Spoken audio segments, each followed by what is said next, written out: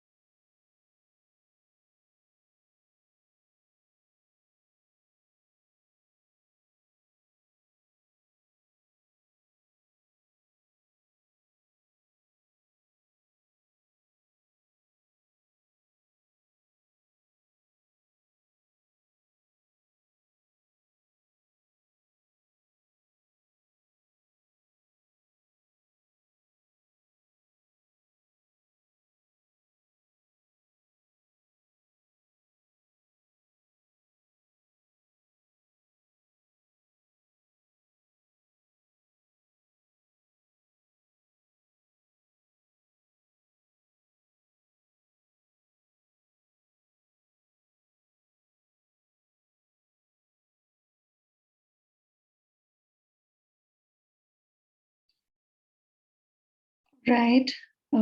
I guess we're ready to begin with the webinar. And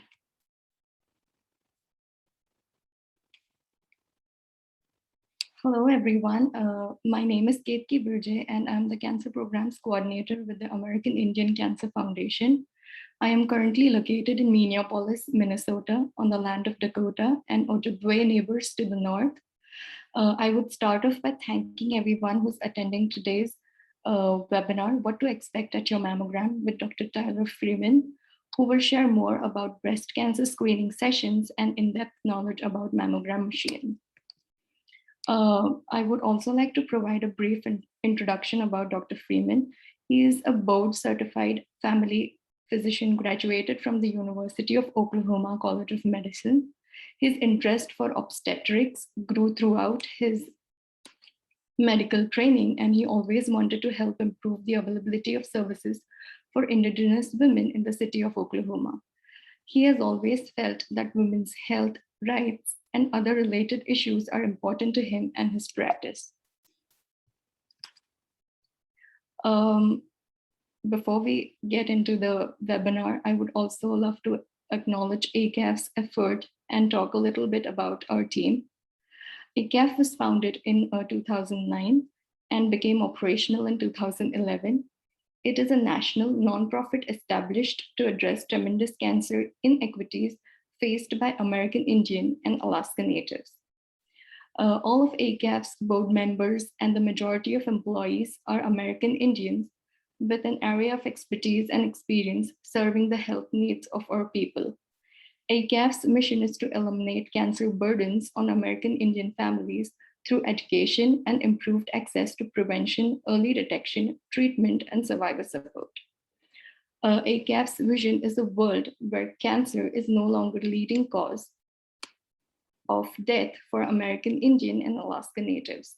Through hard work, culturally appropriate community-based programs, and policy change that affords Native people access to the best prevention treatment strategies, we see a day where American Indian communities are free from the burdens of cancer.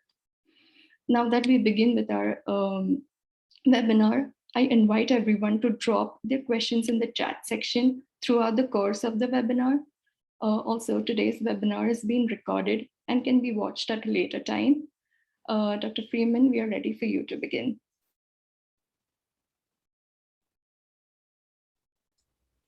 Okay, well, hello everyone. I'm gonna go ahead and share my screen and then get our presentation started for today.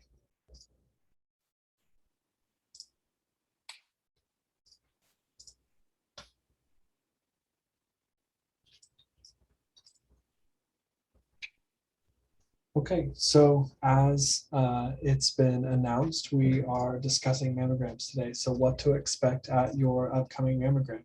As she said, I'm Dr. Tyler Freeman. I'm a family practice doctor that focuses on women's health, primarily obstetrics and newborn care. I'm a member of the Choctaw Nation, and I work here at the Oklahoma City Indian Clinic in Oklahoma City. So why are we talking about mammography? One of the most important reasons is breast cancer in Indian country is something that affects many of our women. About 1 of 8 Native women are going to be diagnosed with breast cancer in their lifetime. That doesn't really take into account the staging of breast cancer, whether it's early or metastatic cancer. But 1 of 8 Native women at some point are going to have a diagnosis of breast cancer, which is why screening, specifically using mammography, is so important for our culture and as we are trying to take care of our women within Indian country. When we talk about the importance of breast cancer screening, we look at the importance of early detection.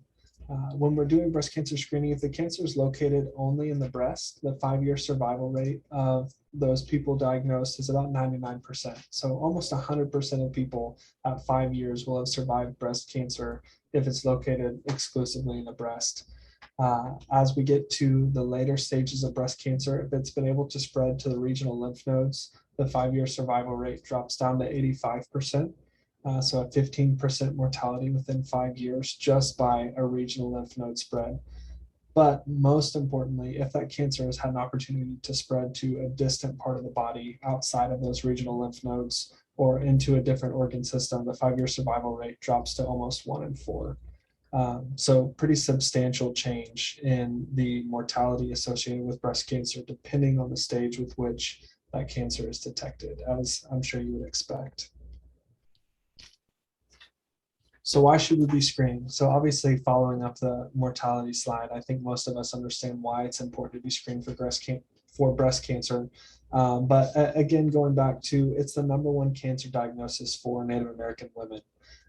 Screening should start either based on guideline recommendations for when the age appropriate time to begin is, or in the presence of other concerns, whether it's a woman noticing a lump or a bump or addressing other risk factors, which we'll go over later, which might increase their chances of developing breast cancer and alter the timeline with which we should start their screening. Preventative healthcare is the most successful way to catch breast cancer early when it's easier to treat. So if we wanted to eliminate breast cancer or at least drastically reduce the mortality associated with it, the #1 way that we could accomplish that is by encouraging our Native American women to begin breast cancer screening on time and consistently so that we can detect cancers very early when they're localized and treatable. When we talk about breast cancer screening, another question is, well, what tests can we use? They range from very minimally invasive sort of clinical exams all the way up to various modalities of imaging. But breast self-awareness is something that's very important for Native American women or people in general who are trying to screen for breast cancer. Being aware of a woman's own breast tissue enables them to notice when changes occur, whether it's skin dimpling or lumps in the breast or areas that are uncomfortable.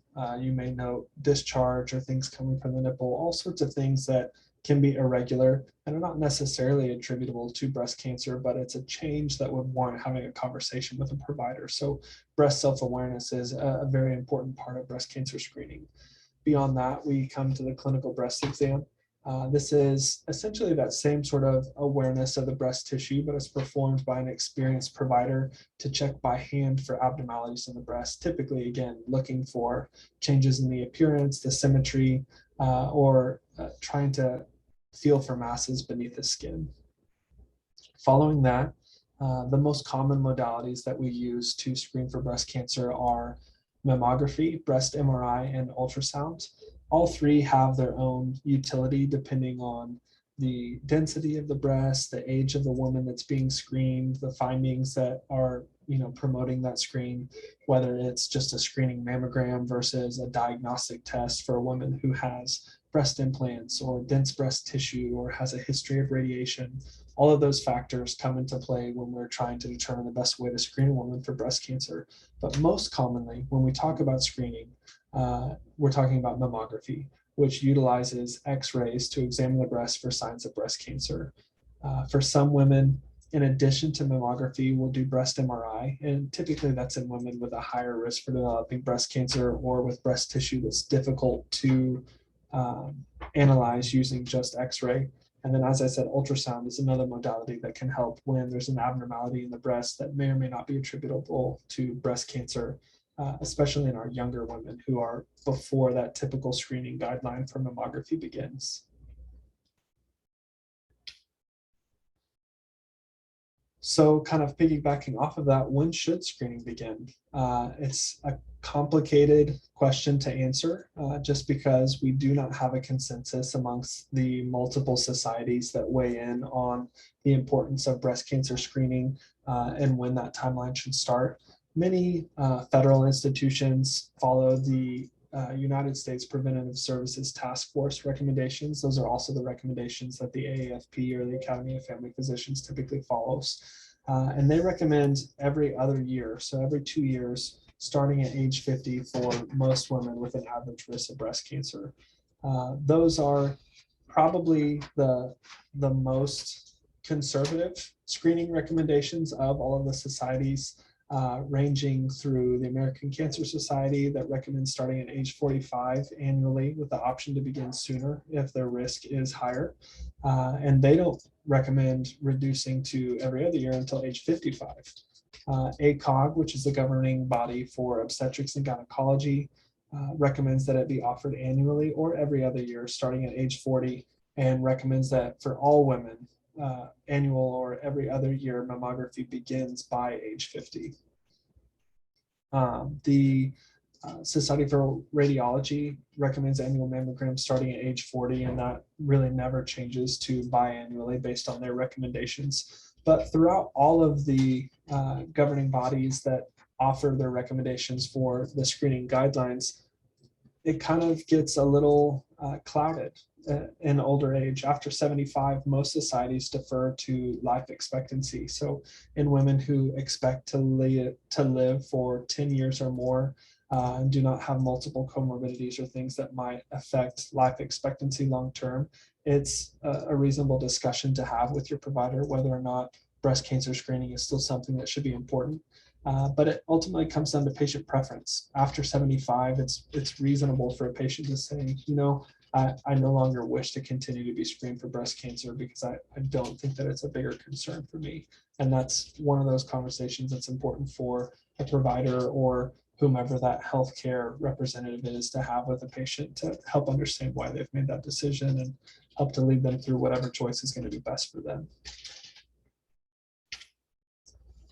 Continuing to look at when screening should begin. Earlier, I mentioned there's several risk factors that might change those recommendations. So when we look at the previous slide, that is for a woman with no notable family history, no personal history of breast cancer, and no known risk factors which might increase their risk for developing a cancer of the breast. But when risk factors are present, it often changes that timeline. Some of the risk factors that we think about are age. As women get older, you know, the risk for those cancers changes actually increases. Genetic mutations, BRCA 1 and 2 are ones that many times people are familiar with, but there are other genetic mutations that increase a person's risk for developing breast cancer. Their reproductive history changes the way that their body's been exposed to hormones over the course of their life, affecting their breast risk.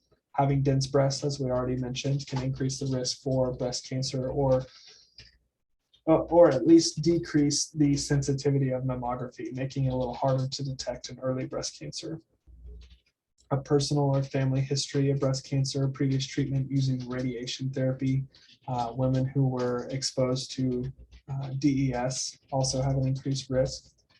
Physical activity actually is another one of those things that impacts the hormone health for women across multiple factors. But when we look at the impact that hormones have on breast cancer, physical activity is another marker that needs to be considered, specifically because of its impact on overweight and obese status after menopause. Um, looks like I have reproductive history twice here, but twice the importance, kind of talking about hormones. But then alcohol, again, is another factor that can contribute to a woman's risk, and part of that discussion of when screening should begin for them.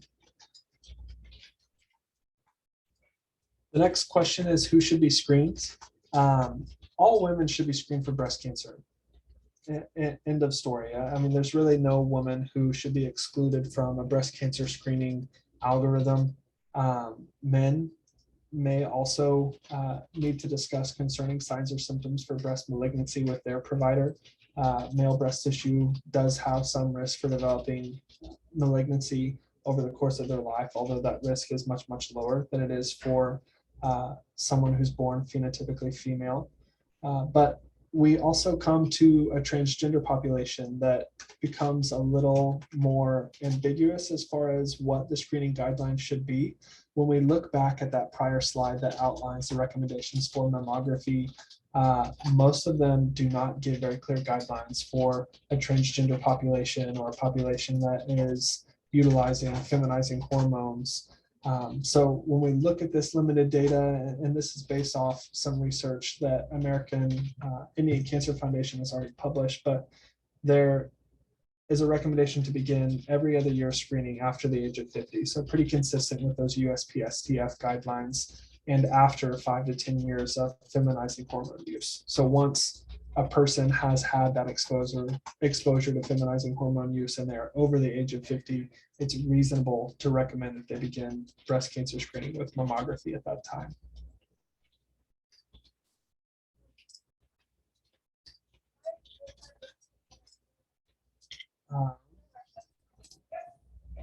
What does mammography look like? So this is just sort of a pictorial of what a simple mammography machine may look like. So typically the setting is a private room. There's a mammogram technician as well as a machine that is utilized for mammography. Hopefully you can see my cursor on the screen here as I'm sharing my slide, but there is a machine ledge or table that the radiographic rays are then absorbed in as we're looking at this X-ray picture as depicted in the bottom right corner here. There's typically a paddle or some sort of a tray, which you can see as this kind of clear tray here above this woman's breast. Those paddles are used to compress the breast tissue to get a more uniform appearance and picture for that radiologic evaluation for small changes that might be consistent with breast cancer. Looking at the image shown in the bottom right corner, you can see what appears to be a calcification or an area that's shining brighter white than the other areas. This one happens to be labeled as cancer, but sometimes those can be benign calcifications or other things, which is why these images have to be obtained in a particular manner and then are evaluated by a radiologist afterwards. When you think about what mammography looks like, obviously compressing a breast between a tray and a paddle or some other form of device can be uncomfortable. There's varying pressures that need to be utilized depending on the shape and size of women's breasts. There are different covers as far as what are called comfort paddles or things that might make it less cumbersome or less uncomfortable for someone to receive mammography. But ultimately, there is still some discomfort, either physically or emotionally, that's associated with it. Kind of getting into some of those specifics here. Again, mammography uses an X-ray, so the same sort of imaging modality that we would use to look for pneumonia in the chest or to look for a fracture in a bone. We use those type of X-rays to evaluate breast tissue for signs of breast cancer. It's obviously a much more specific and focused X-ray to accomplish this task. And as I already said, it's performed by briefly compressing breast tissue prior to the X-ray exposure to get a uniform appearance of that breast tissue for it to be evaluated. Sometimes diagnostic mammography, which is not your typical screening mammogram. This is a woman or a person who's receiving mammography who's had abnormals or has had a clinical breast exam that's noted something that was more concerning. Those may utilize multiple exposures or angles to better identify those concerning areas. but is kind of beyond the scope of what we're talking about with a simple mammography. The X-ray itself is brief, so it's very minimal radiation exposure, but the entire visit may take up to 30 minutes, and that's including conversations with the mammography tech as they are trying to sort of assess for patient history and risk factors as those things come into consideration when the radiologist is reviewing a mammogram for screening. What should a patient expect when they're coming in for mammography? As I mentioned, it can be uncomfortable both physically and emotionally. Anytime that a woman has to undergo, a private exam like this, there can be some emotional discomfort, whether it's from a history of trauma or discomfort about, undressing in a public setting such as this. So that's something that always has to be accounted for. But there's some physical discomfort associated with mammogram, especially patient fear related to what that discomfort might be. So when we think about what considerations may help to ease some of that discomfort with mammogram, one of them is wearing clothes, which are going to allow you to easily undress from the waist down. This enables women to kind of more quickly get to a setting where they're able to have mammogram done, and then similarly to redress afterwards. You would want to avoid mammography during menstruation, as the breast can be more tender at this time. Lumps or bumps there may, when compressed in mammogram, be much more uncomfortable. Many patients might consider using an over-the-counter medication such as ibuprofen or Tylenol if you suspect discomfort. If you already have discomfort in the breast, especially if you're going in for a diagnostic mammogram, or if you've experienced mammography before and felt uncomfortable, sometimes taking a dose of medication before can be helpful. And consider bringing a support person. Whether or not specific mammogram technicians allow to have those people in the room, having them with the patient even outside the room can sometimes be very helpful at reducing their sort of emotional discomfort or anxiety about having a procedure like this performed. Results after mammography. So a screening mammogram, like we've discussed, is typically a set number of images of each breast, which are then reviewed by a radiologist before a report is available. The timing can differ from facility to facility. Sometimes a radiologist is sort of integrated into that mammography process, and they're immediately reviewing those images and giving patients results before they even leave the facility, whereas others have a setup where mammography occurs at one place and those reports are then sent to an outside radiologist, and there's much more of sort of a string of workflow of transferring that information back to the patient. So typically people should expect results within 2 to 4 weeks. I always try to tell my patients, if you haven't heard back by 4 weeks about a study that you've had done, you should be calling back to the office to have someone either figure out why those results haven't been made available yet, or to get them back out because some sort of a communication breakdown's taken place. Abnormal mammogram results are not uncommon, unfortunately. When you think about what we're using to screen for breast cancer, X-rays are not the most sensitive modality. So it's not uncommon to see things like calcifications or other knots in the breast that seem irregular and are going to require additional testing before a breast cancer status or an evaluation can be assessed. Oftentimes, that's a more advanced imaging modality is what the next step is going to be after an abnormal has been obtained. And that is talking about the scoring system that radiologists use to evaluate for the risk for breast cancer, and that's the BRAC scoring. Most of the time when you have a normal result, or a woman whose screening mammogram has been within the kind of realm of what's standard, it's a BRAC 1 or 2. But often in a result like I'm describing here, where it's abnormal but more information is needed, those are often what's called a BRAC 0, meaning that they can't give you a full explanation of what they're seeing because they need more information to give an informed opinion.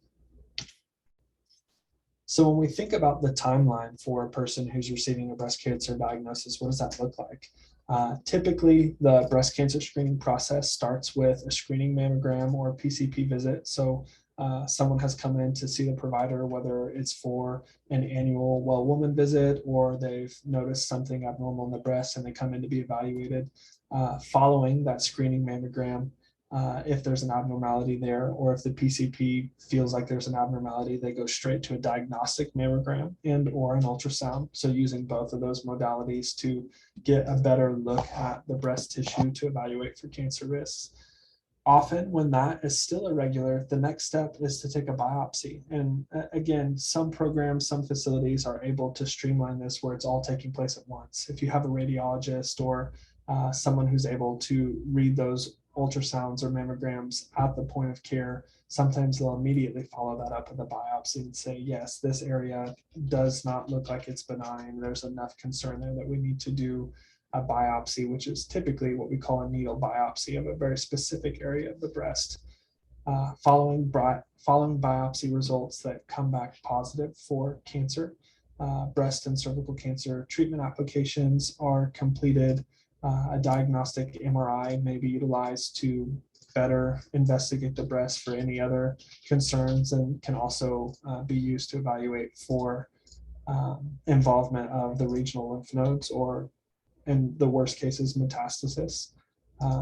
A breast surgeon is consulted, oncology is consulted, and then from there, it becomes a multidisciplinary treatment team approach where surgeons, oncologists, physical therapists, and all of those different people who are going to contribute to the breast cancer treatment team are then working together to hopefully come up with the best outcomes in what was hopefully an early cancer detection.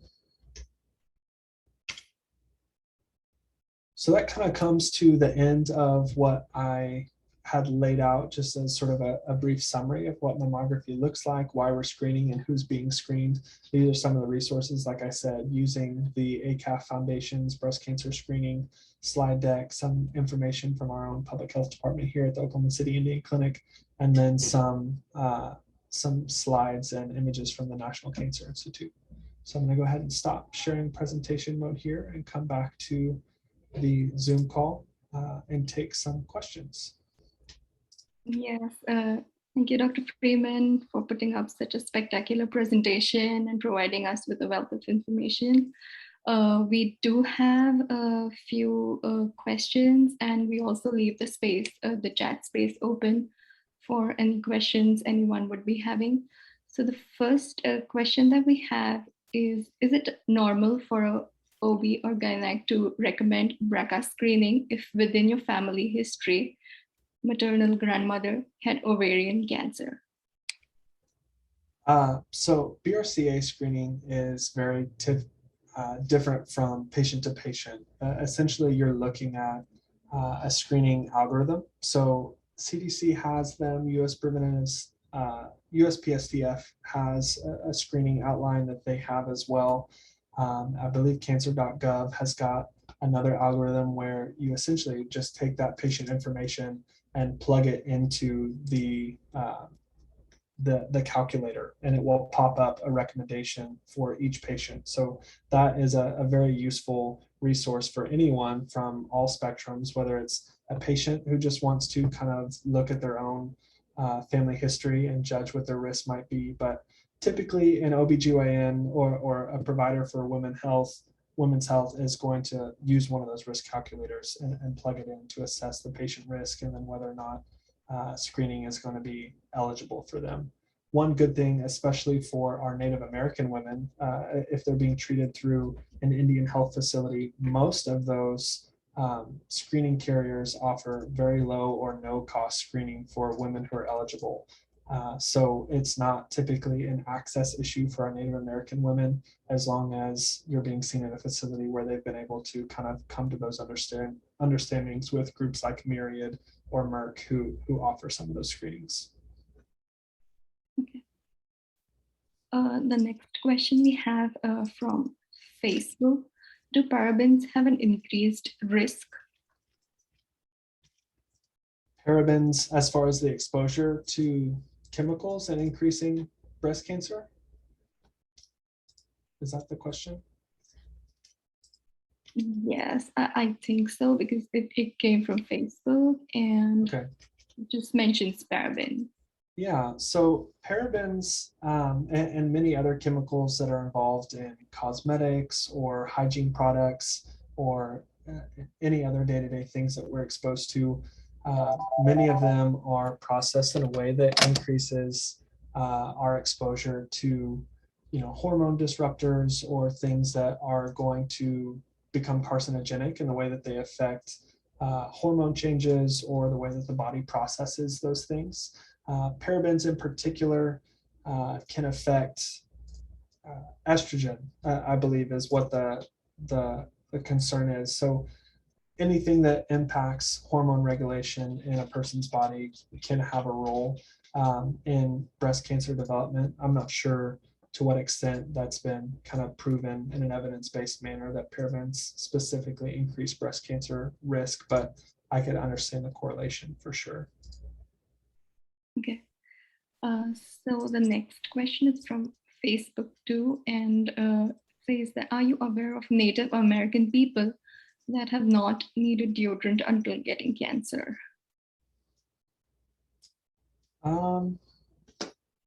Not needed deodorant until cancer. That would be a new bit of information for me. As a family practice doc and a primary care provider for women's health, I don't typically work with women in the true sort of oncologic perspective. So that may be something that somebody who's more on the later half of the screening algorithm might be exposed to.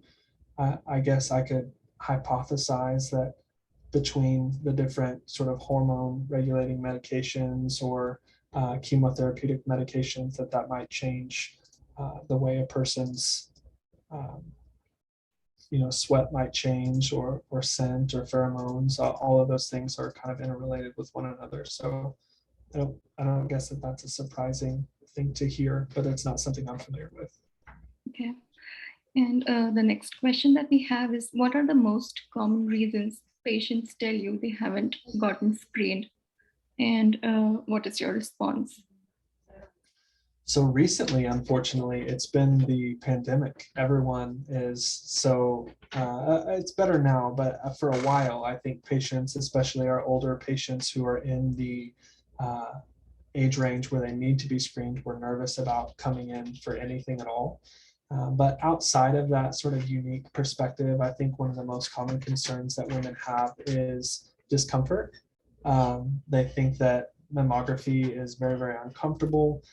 They think that it is an experience where their body is not treated as sacred, which it is. And I think having that sort of a conversation with your provider to understand what mammography looks like and why it's important, I think is where I always start that conversation of, whether it's once a year or every 2 years, depending on which guidelines you're going to follow. That brief bit of discomfort, especially if you're going to a facility that treats you with respect, is definitely the benefits are going to outweigh your risks as far as that situation goes. So that's typically where I frame my response to those concerns. Okay. And the next one that we have is, if a person feels a lump, what should they do?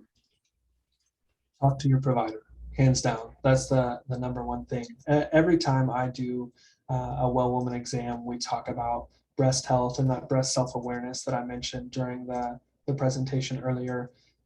My biggest thing, I always say, you know your breast better than anyone else does. If you find something that seems abnormal, whether it's a lump, a bump, skin dimpling, discharge, talk to your provider. Come in and have a clinical breast exam performed.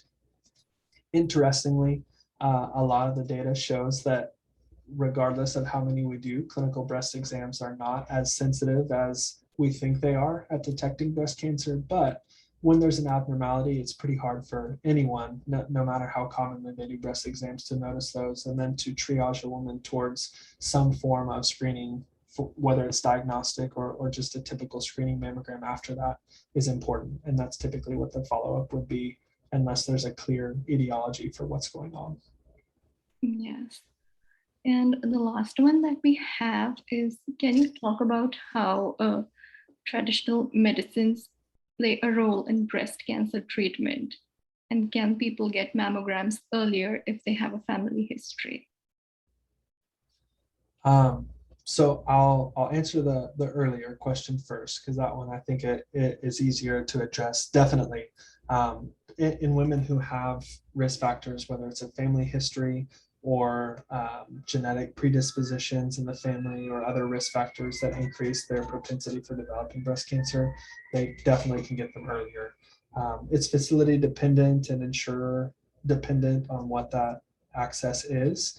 But for most women, as early as 40 is pretty easy to begin and still have it covered just based on the American Cancer Society recommendations as well as ACOG. But below 40, that's something that typically patients need to discuss with their provider to determine whether or not it's going to be indicated. As far as traditional medicines, I'm an allopathic physician, so I don't have as much experience in the role that traditional medicine plays, whether that's within Native American, traditional medicine or Eastern medicine. There's certainly a role that those things play in treatment for all sorts of disease. There's a lot of good evidence about the role that traditional medicine can have as an adjunct for treatment, regardless of the diagnosis. And that's something that I discuss with my patients often, whether it's about traditional birthing practices or the role that traditional medicine has for men and women for other things. I definitely think traditional medicine has an important role in helping a woman through that walk that begins with that diagnosis of breast cancer, but definitely as an adjunct. So I see that working hand in hand with kind of Western medicine to help with that treatment plan. Okay. Thank you, Dr. Freeman. So those were the questions that we had. And I guess I would thank all the participants and attendees for their presence. And I would like to wish everyone a happy Indigenous Pink Day. And we're grateful, Dr. Freeman, that we had you today presenting on this topic and this presenting on this webinar. Have a good day and a great day ahead. Thank you, everyone. Thank you, everybody. Thank you.